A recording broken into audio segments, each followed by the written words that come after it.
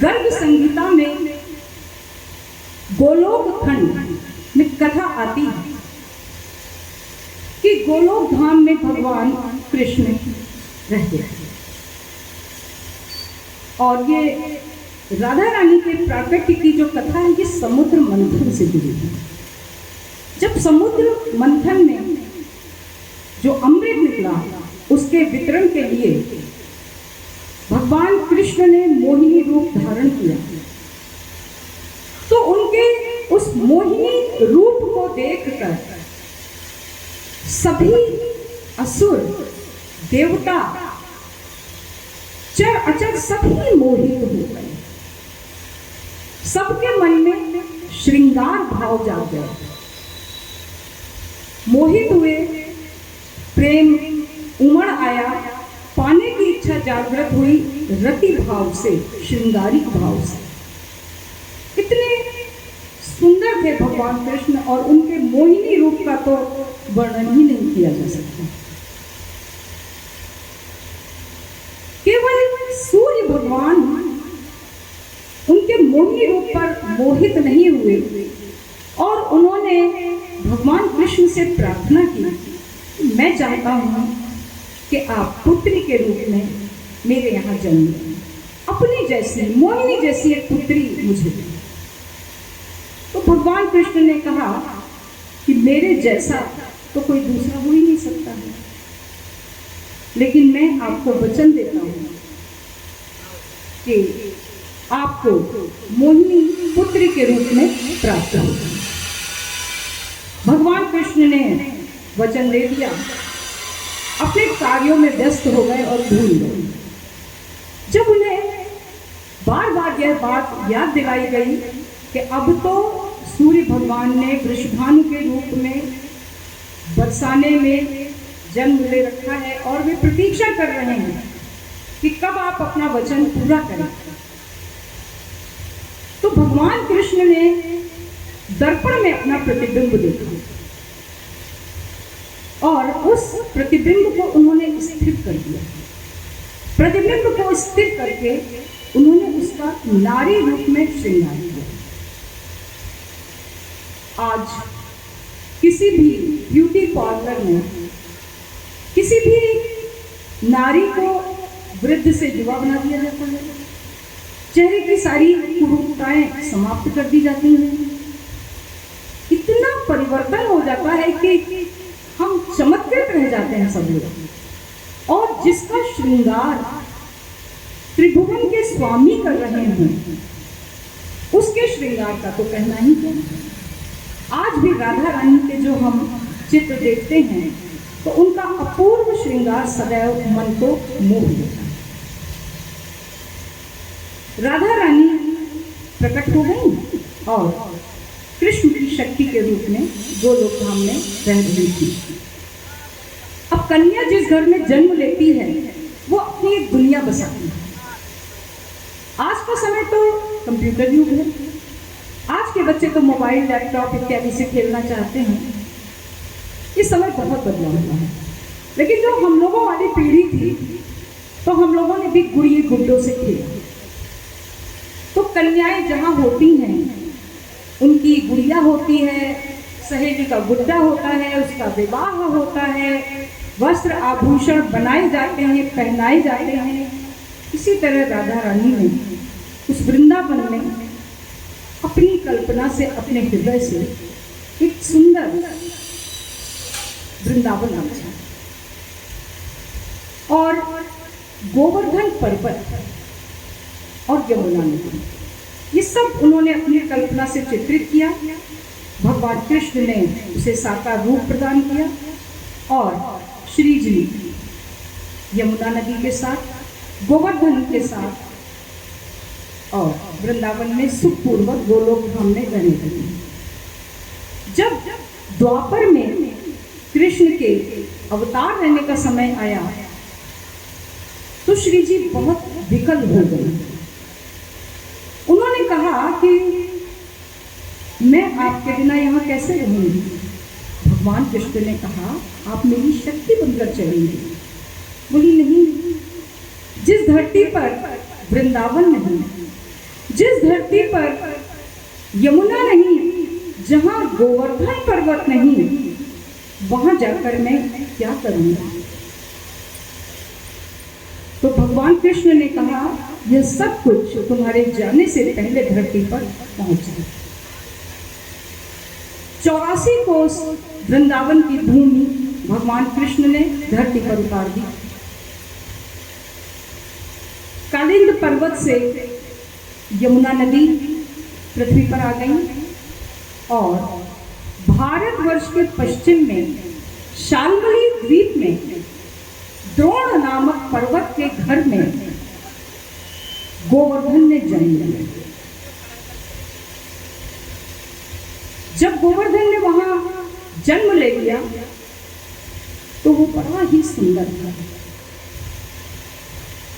गर्ग संहिता में इस बात का वर्णन मिलता है कि जब भगवान कृष्ण ने वामन अवतार लिया तो उन्होंने अपना जो बायां पैर उठा करके नापा तो उनके बाएं पैर के नख के अंगूठे से ब्रह्मांड में छेद हो गए।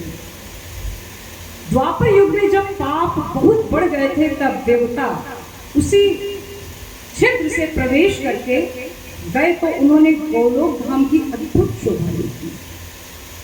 सुरम्य गोवर्धन पर्वत, असंख्य गायें, असंख्य बड़ी सुंदर हरियाली, मन को मोह लेने वाला दृश्य।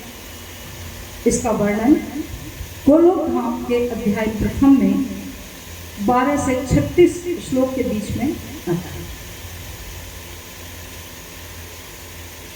तो राधा रानी अगर पृथ्वी पर आने से मना कर दे तो क्या आश्चर्य है। मुस्लिम कवि अब्दुल रहीम खान खाना, क्षमा कीजिए, रस खान, सैयद इब्राहिम रस खान ने कहा कि मनुष्य हो तो वही रस खान, बसों ब्रज गोकुल गाँवों के ग्वारन, और जो पशु हो तो कहा बस मेरो, चरौ नित नंद की धेनु मंझारन, पाहन हो तो वही गिरी को जो धर्यो कर छत्र पुरंदर धारण, और जो खग हो तो बसेरो करो मिली, कालिंदी फूल कदम्ब की डारन। बोलिए कृष्ण भगवान की जय, वृंदावन धाम की जय। अब भगवान कृष्ण धरती पर राधिका के बिना कैसे आ सकते थे? अरे तत्वन को तत्व जग जीवन श्री कृष्ण चंद्र, तत्वन को तत्व जग जीवन श्री कृष्ण चंद्र, और कृष्ण को तत्व वृष भानु की किशोरी है। तो राधिका रानी तो कृष्ण की शक्ति है, उनके बिना वो यहाँ आ नहीं सकते। फिर क्या हुआ कि द्रोण पर्वत के घर में गोवर्धन पर्वत का जन्म हो गया। ऋषि पुलक से वहां से निकल रहे थे, उन्होंने गोवर्धन की अद्भुत शोभा देखी। ऐसी सुंदर हरियाली, ऐसे प्यारे शिखर, सब कुछ देखकर वे मोहित हो गए और उन्होंने द्रोणाचल से कहा कि अपना यह पुत्र मुझे दे दो, मैं इसे काशी में स्थापित करूंगा। ये काशी शिव की नगरी है। तो द्रोण बहुत परेशान हो गए, बहुत मना किया, सहमत नहीं हुए। अंत में बोले कि हे ईश्वर, मैं अपने पुत्र को बहुत प्यार करता हूँ, लेकिन आप मुझे श्राप दे देंगे, बस इस भय से मैं तुम्हें अपना पुत्र समर्पित करता हूँ। लेकिन आप इसे ले कैसे जाएंगे, ये तो इतना भारी है। ऋषि पुलस्त्य ने कहा, तुम इसकी चिंता मत करो, मैं अपने तपोबल से इसे हल्का कर लूंगा और मैं इसे अपने हाथ पर बैठाकर काशी तक ले जाऊंगा। तब गोवर्धन ने कहा कि मुनिवर, मेरी भी एक शर्त है, आप मुझे यहाँ से उठाएंगे तो सीधे काशी में स्थापित करेंगे, आप मुझे बीच में कहीं उतारेंगे नहीं, अगर आपने मुझे उतार दिया तो मैं आगे नहीं जाऊंगा। ऋषि सहमत हो गए। उन्होंने गोवर्धन को उठा लिया और वे चल गए। जब वो आ रहे थे तो अचानक गोवर्धन को चिर परिचित चीजें दिखाई दी। वो वृंदावन दिखाई दिया, जहां वो गोलोक में यमुना के तट पर रहते थे। उन्हें याद आया, अरे यहाँ तो कृष्ण का अवतार होने वाला है, यहाँ तो भिन्न भिन्न लीलाएं होने वाली हैं। मैं इस भूमि को छोड़कर नहीं जाने वाला। यह सोचकर गोवर्धन ने अपना वजन थोड़ा बढ़ा लिया। ऋषि पुलस्त्य भी बहुत थक चुके थे, तो उन्होंने गोवर्धन से कहा कि मैं लघु शंका करके अभी आता हूँ, निवृत्त होकर तुम थोड़ा 2 क्षण प्रतीक्षा करो। ये कहकर उन्होंने गोवर्धन को बैठाया और स्वयं लघु शंका से निवृत्त होने चले गए। और जब वो लौट कर आए तो गोवर्धन ने कहा कि ऋषिवर, मेरी शर्त थी कि आप मुझे जहां स्थापित कर देंगे मैं उसके आगे नहीं जा सकता। ऋषि ने गोवर्धन को मनाने की बहुत कोशिश की, लेकिन गोवर्धन ने मुनि की बात नहीं मानी।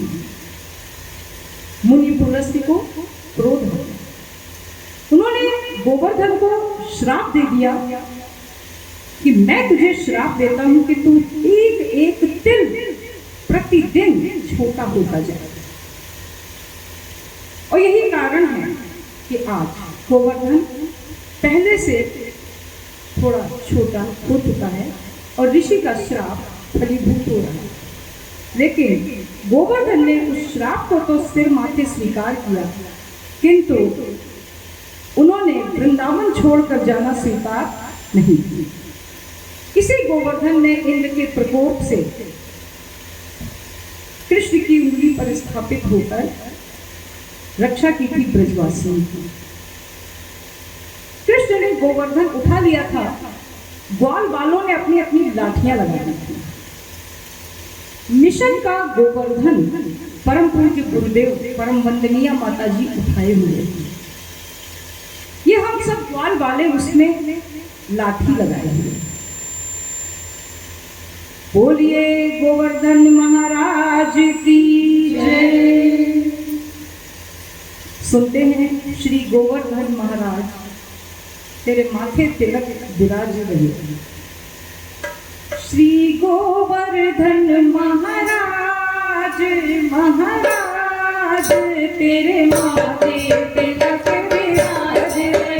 श्री गोवर्धन महाराज महाराज, तेरे माथे तिलक विराज रहे। तो पे पान चढ़े, तो पे फूल चढ़े, तो पे पान चढ़े, तो पे फूल चढ़े, तो पे पान चढ़े, तो पे फूल चढ़े, तो पे पान चढ़े, तो पे फूल चढ़े, तो पे भरे गंग की धार, तेरे माथे तिलक विराज रहे। तो पे चढ़े गंग की धार, तेरे माथे तिलक विराज रहे। श्री गोवर्धन महाराज महाराज, तेरे माथे तिलक विराज रहे। श्री गोवर्धन महाराज महाराज, तेरे माथे तिलक विराज रहे। बोलिए गोवर्धन महाराज की जय। जब कृष्ण भगवान ने गोवर्धन को उठा लिया था तो माता यशोदा को बड़ी चिंता हुई। वो मैं सो लाल और जे इतना भारी गोवर्धन माने उठाए लो है, एक कहूँ बाय तीर न हो रही हो, कहूँ बापे पर्वत गिर न पड़े, कहाँ होएगो भगवान। गर्गाचार्य ने कहा, कृष्ण के साथ उनकी आह्लादिनी शक्ति श्री राधे आई हुई है, आप चिंता न करें। पूछा माता यशोदा ने, कितने वृषभानु की लली राधा कितने रहती है? ढूंढने लगी व्याकुल होकर ताकि कृष्ण को कुछ सहायता मिले। तो उन्होंने बहुत घूमने के बाद पाया कि वो छोटी सी बालिका, शक्ति स्वरूपा बालिका को स्वयं गोवर्धन उठाए हुए है, भगवान कृष्ण की तो उंगली लगी। अब चूंकि ये वृंदावन राधा रानी के हृदय से प्रकट हुआ, इसलिए एक भजन है प्यारा सा कि श्यामा हृदय कमल सो प्रगटियो और श्याम हृदय को भावे वृंदावन प्यारो वृंदावन। तो थोड़ा सा इसको भी थोड़ा सा गुनगुना लेते हैं। वृंदावन प्यारो वृंदावन,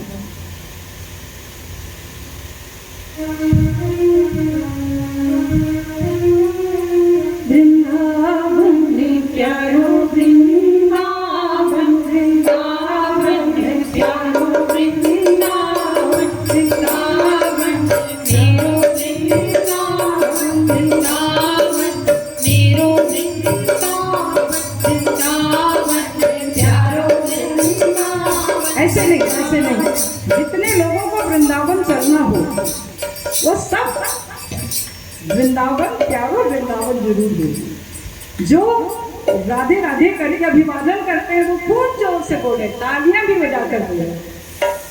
और जो कृष्ण भगवान को आराध्य मानते हैं वो और जोर से बोले, वृंदावन प्यारो वृंदावन, वृंदावन प्यारो वृंदावन, वृंदावन प्यारो वृंदावन, वृंदावन मेरो वृंदावन, वृंदावन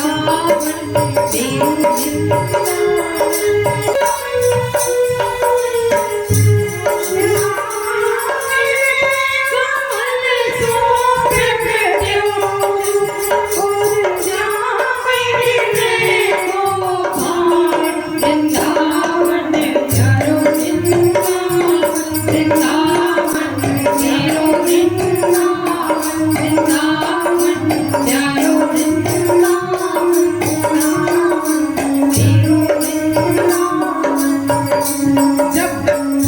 वृंदावन। शासन हुआ, उसने सारे मंदिर तोड़ दिए। हम भारतीय अपने शिखा और सूत्र का महत्व नहीं समझते हैं, लेकिन औरंगजेब को पता था कि भारत की असली शक्ति कहाँ है। भारत की असली शक्ति है इसके यज्ञोपवीत में, सिर पर धारण की हुई इसकी चोटी में। सबको पता है 72 मन जनेऊ जलाकर तब वह भोजन करता था। उसको पता था इनके धर्म को नष्ट कर दो, ये अपने आप नष्ट हो जाएंगे, और हम लोग नहीं समझ पाए। उस समय जब जब विदेशी आक्रांताओं ने आक्रमण किया, तब संतों ने भगवान कृष्ण के विग्रहों को छिपा लिया, भूमि में गाड़ दिया, उसके ऊपर निशान बना दिए। न जाने कितने भक्त कृष्ण के उन विग्रहों को लेकर वन में भूखे प्यासे छिपे रहे। जिसने सहा है वही इस दर्द को समझ सकता है। फिर चैतन्य महाप्रभु ने 7 गोस्वामियों को, ऐसे तो अनेक विग्रह हैं, अनेक विग्रह, वृंदावन तो मंदिरों का नगर है, लेकिन 7 प्रमुख विग्रहों को गोस्वामियों के माध्यम से पुनर्स्थापित करवाया, पुनर्जागृत करवाया, पुनर्विराजमान करवाया।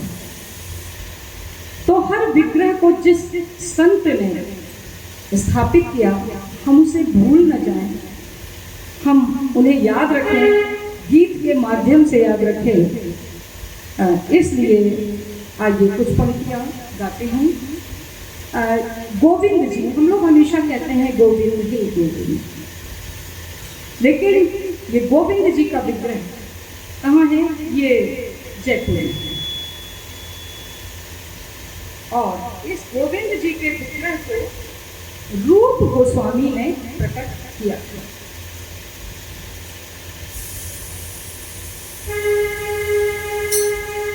सब सुख सागर रूप उजागर रहे वृंदावन धाम।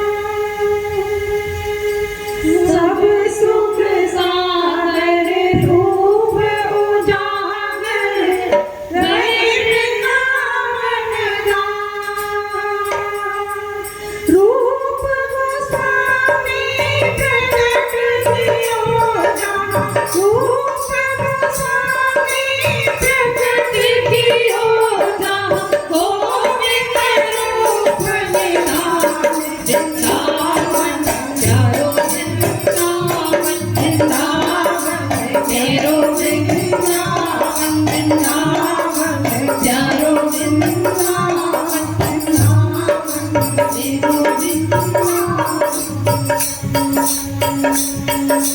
दूसरा विग्रह है मदन मोहन के नाम से, ये करौली राजस्थान में, और इसे सनातन गोस्वामी ने प्रकट किया था।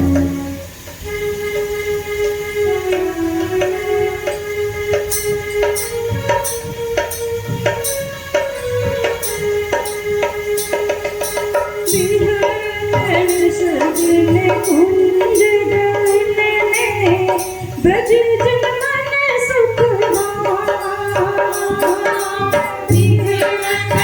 से दिन कुंज गए, ब्रज जन मन सुख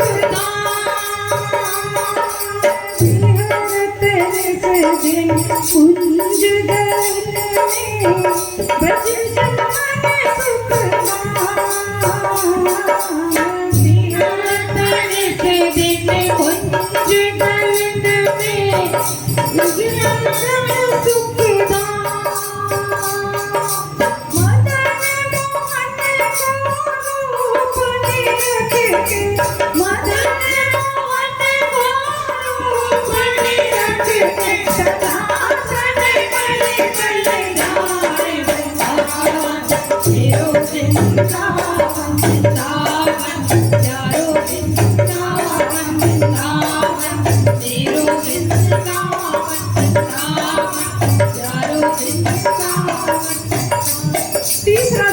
तीसरा विग्रह गोपीनाथ, ये जयपुर राजस्थान में है, और इसे पुनर्विराजित करने वाले गोस्वामी हैं मधु गोस्वामी। गोपी ग्वाल सब हिया उर्धारे, प्यार गोपीनाथ। गोपी ग्वाल सब हिया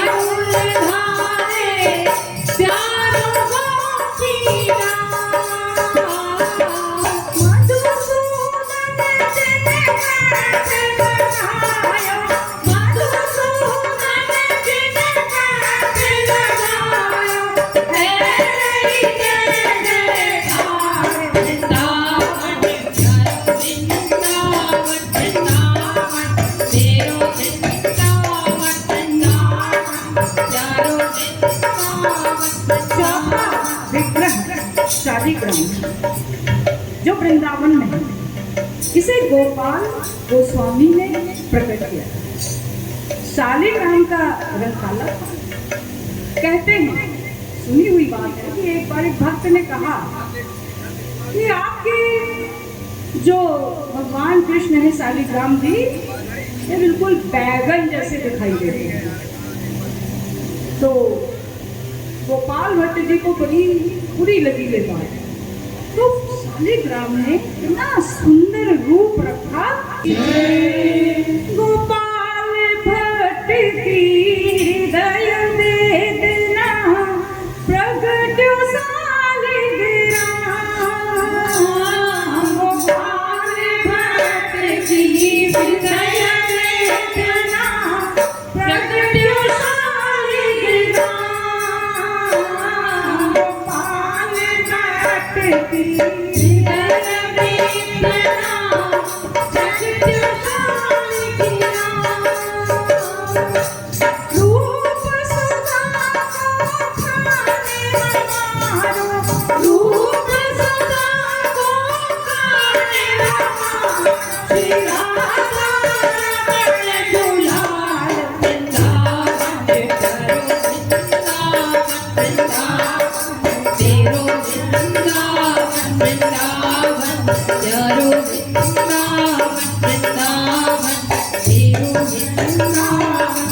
अगला विग्रह राधा वल्लभ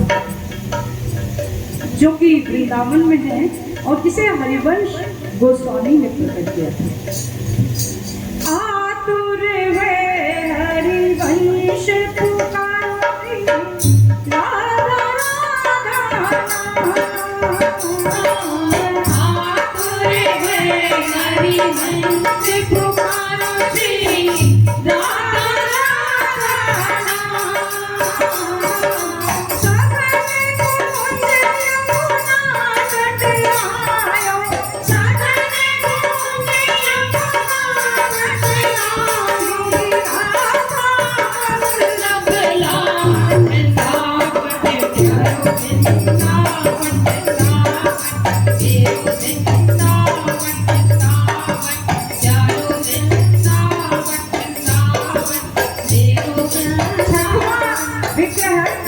किशोर जो कि वृंदावन में है, जिसे हरि राम व्यास गोस्वामी ने प्रकट किया। युगल किशोर को लाड़ लगायो नवल को चलिया युगल किशोर को लाड़ लगायो नवल को चलिया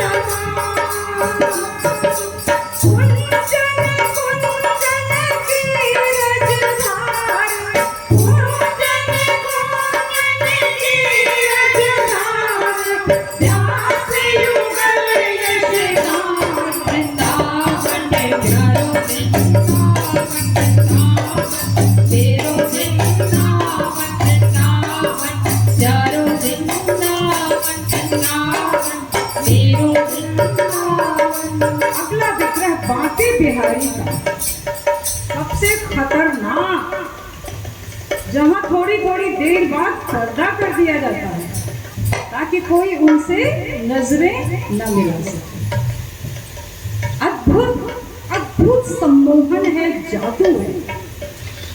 बांके बिहारी से अखियां लड़ जाएं तो आदमी रहता नहीं कहीं। एक बार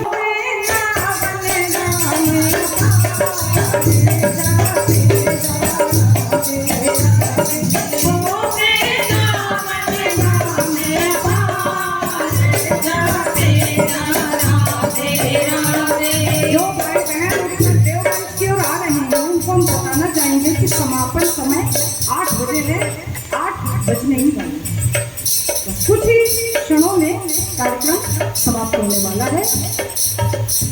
वृंदावन धाम अपारे जपे राधे राधे ओ वृंदावन धाम अपारे जपे राधे राधे तू गलियन में आयो तेरे राधे नाम लगायो गलियन में आयो तेरे राधे नाम लगायो तेरे जीवन को धिकार जपे राधे राधे तेरे जीवन को धिकार राधे राधे ओ वृंदावन धाम अपारे जपे राधे राधे ओ वृंदावन धाम अपारे जपे राधे राधे। बोलिए राधे रानी सरकार की जय। और एक छोटा सा मंत्र, हिंदी का ही मंत्र उसको समझा जाए, उसका संकीर्तन तत्पश्चात आता। गोविंद मेरो है, गोपाल मेरो है, बजाओ भैया, बड़ी गड़बड़। गोविंद मेरो है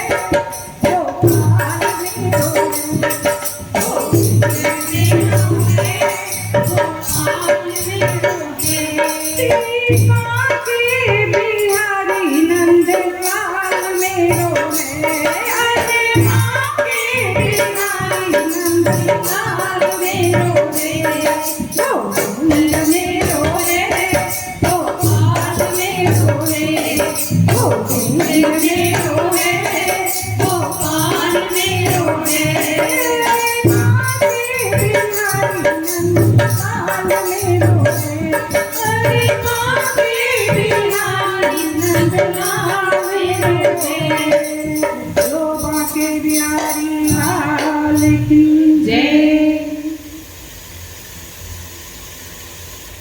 श्री कृष्ण भगवान की जय। राधे रानी सरकार की जय। तो हमारे रमेश भैया का आग्रह था, आज पूरा हुआ या नहीं? धन्यवाद। भुवन चतुर्दश की सुंदरता निधि बन करत विहार। भुवन चतुर्दश की सुंदरता निधि बन करत विहार।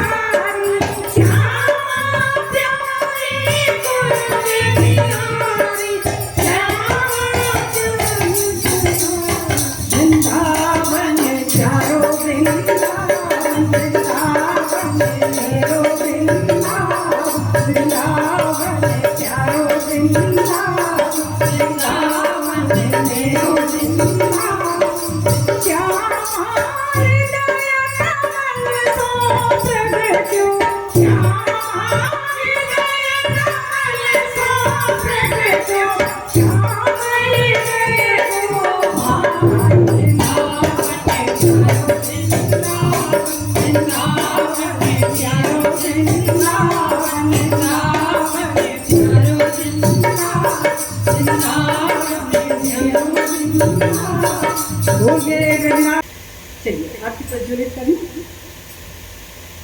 आरती करके कार्यक्रम का समापन आरती और शांति का। प्रभु त्रिभुवन में शांति कीजिए। आरती के पश्चात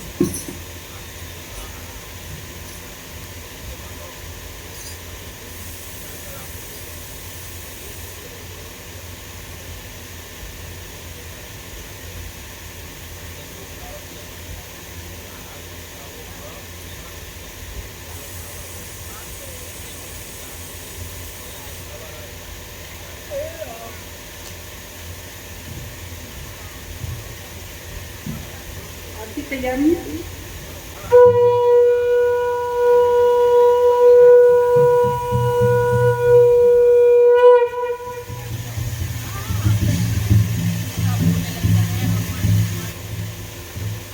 चलिए तब तक मुकुंद माधव, जब तक आरती सज कर आती है तब तक का समय। मुकुंद माधव गोविंद गो केशव माधव हरि हरि गो राम राम बोल शिव शिव गो राम राम बोल शिव शिव गो। राधे गोविंदा श्री राधे गोविंदा मन भजने का प्यारा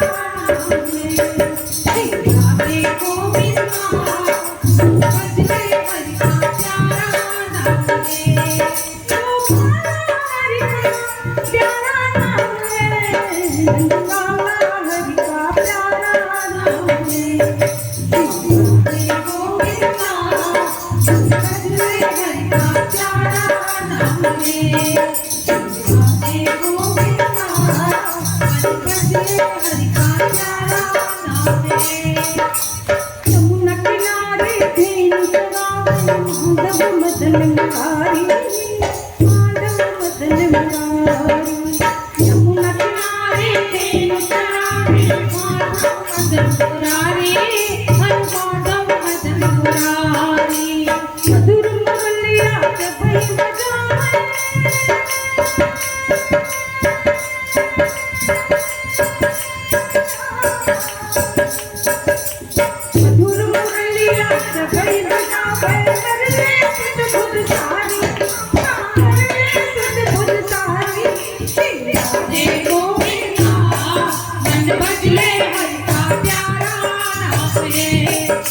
राधे गोविंदा मन बदले हरि का प्यारा नाम है। और मुकुट सिर बल बल माला केसर तिलक लगाए।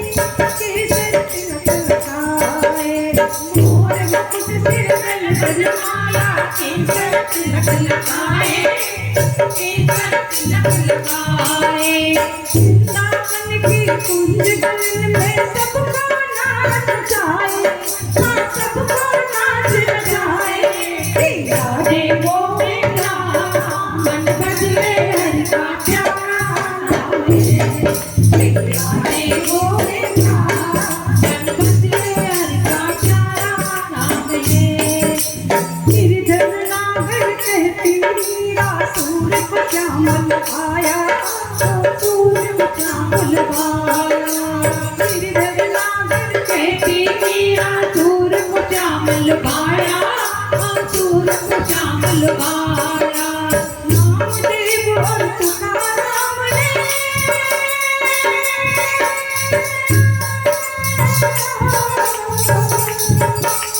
नामदेव और तुकाराम ने विठ्ठल विठ्ठल गाया, हाँ विठ्ठल विठ्ठल गाया।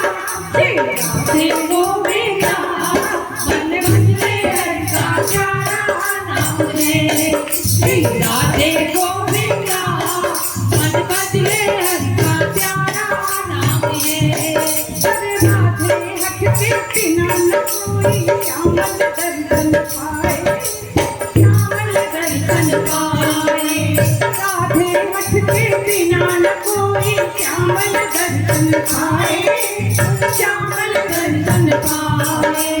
आराधन कर राधे राधे गाना गाने आए, गाना गाने आए। राधे गोविंदा मन बदले हरि का प्यारा नाम है। राधे गोविंदा मन बदले हरि का प्यारा नाम है। बोले कृष्ण कन्हैया लाल की जय। ढोलक वादक भैया बहुत बढ़िया ढोलक है। आज इनको बहुत सारी आचार संहिताओं से फ्री करेंगे। मत पहनो पीला कुर्ता, पोजीशन बदलो, चाहे जैसे बैठो, फ्री होकर ढोलक दो, आनंद आइए। आइए आरती प्रज्वलित हो गई है। जितने भी लोग हैं कृपया सभी लोग इधर आ करके और आरती की थाली को अवश्य एक बार अवश्य घुमाएं, क्योंकि आरती का